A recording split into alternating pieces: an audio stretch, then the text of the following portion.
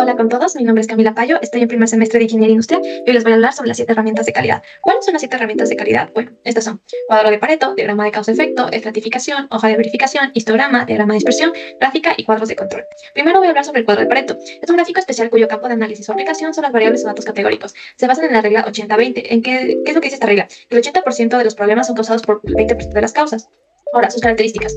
Se representa mediante gráficos de barra, identifica causas, facilita la toma de decisiones y es una herramienta flexible. Ahora les voy a decir cuáles son los pasos para poder crear un cuadro de Pareto. Bueno, los pasos, el primer paso es identificar el problema, definir claramente cuál es el problema que vamos a trabajar, para luego recopilar los datos, se nota todas las posibles causas del problema, para después ordenar los datos según la frecuencia, cuál es la causa con mayor o menor frecuencia que se tiene, para luego calcular el porcentaje de todas estas causas y luego sumarlas para obtener el porcentaje acumulado.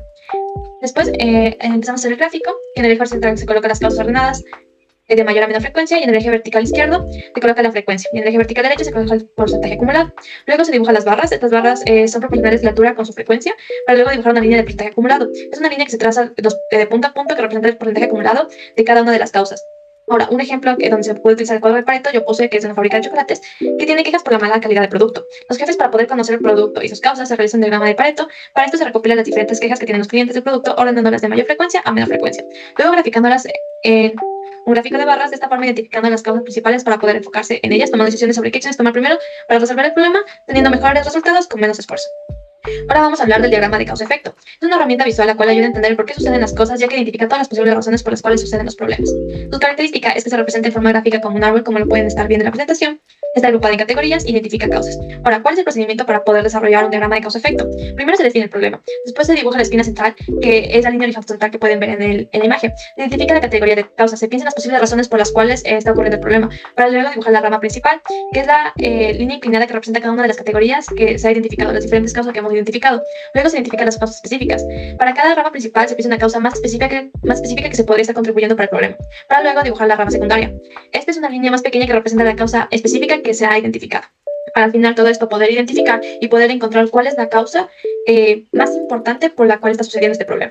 Y les voy a dar el ejemplo de una fábrica de juguetes, la cual quiere saber por qué algunos de sus muñecos se rompen con facilidad. Para entenderlo, hacen un diagrama de causa y efecto. En cada rama escriben la posible causa, como los materiales usados, la forma en la que se ensambla o incluso el tipo de caja donde viene, para que al final puedan cambiar lo que está afectando el producto y solucionar el problema según la causa que ha identificado como que más importante o relevante. Ahora voy a hablar sobre la estratificación. Esta es una herramienta que permite identificar cuáles son los factores que más influyen en la aparición de estos problemas, dividiéndolos en diferentes grupos. Sus características es que consiste en dividir un conjunto de datos en subgrupos más pequeños basados en las características específicas. Ayuda a determinar cuáles son las causas principales del problema y identifica patrones y tendencias.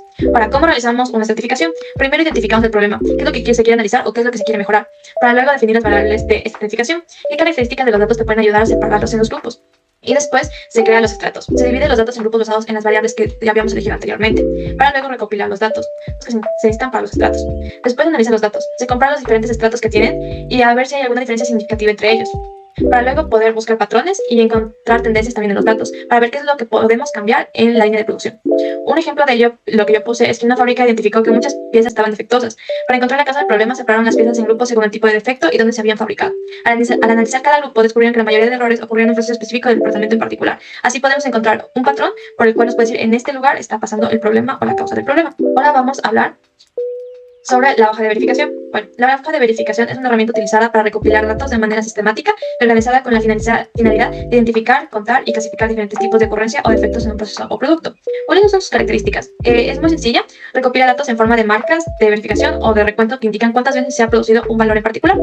Bueno, para ello pueden ver un ejemplo de una hoja de verificación, que es lo que está en la esquina.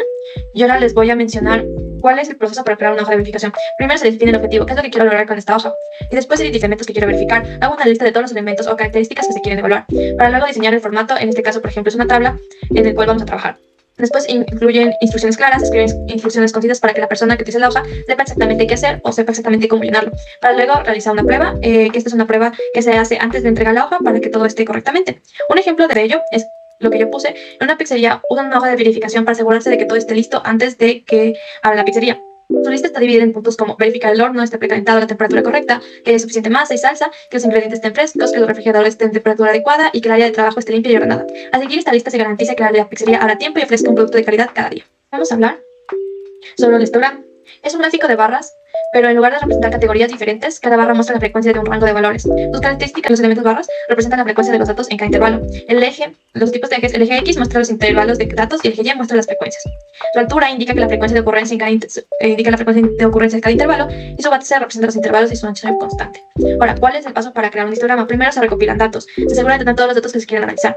Se organizan los datos, ordenarlos de mayor a menor. Esto ayudará a tener los datos más bajos y los datos más bajos para poder crear esta gráfica de barras. Se determina el rango. El rango es la diferencia entre el valor más alto y el valor más bajo. Después se elige el número de intervalos. Los intervalos son las barras del histograma que se tiene. Después se calcula el ancho de cada intervalo. Se divide el rango por el número de intervalos que se eligió, para luego crear una tabla de frecuencias, que es ya casi lo final, que se notará cuántas veces aparece cada valor dentro de cada intervalo.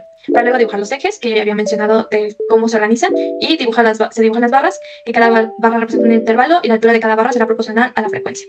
Ahora, un ejemplo que yo puse para el histograma es que en una fábrica de chocolate se quiere mejorar la calidad del producto. Por eso se decide analizar el peso de cada chocolate que sale de la línea de producción. Mediante un histograma, los encargados de calidad pueden visualizar de forma sencilla cómo se distribuyen los pesos de los chocolates.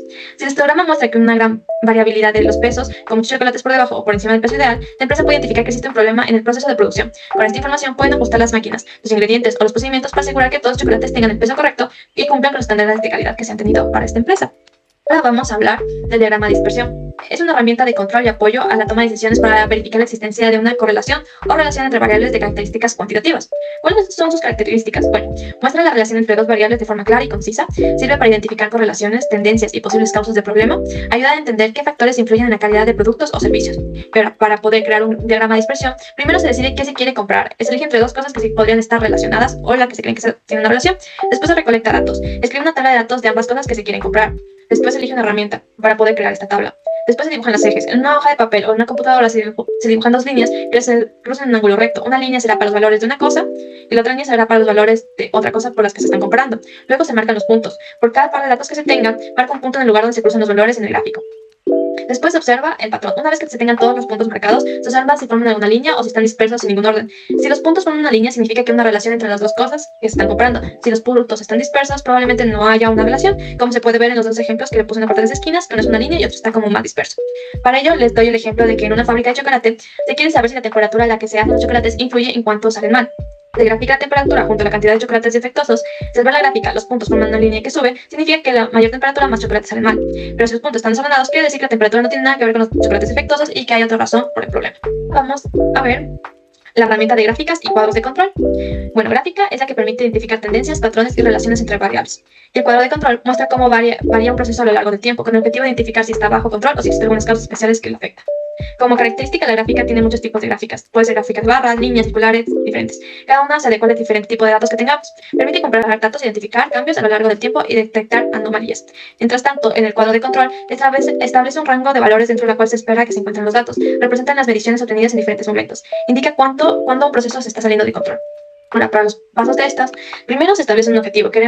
Se establece el objetivo de lo que queremos encontrar. Después se recolectan datos para luego calcular el promedio y la desviación estándar.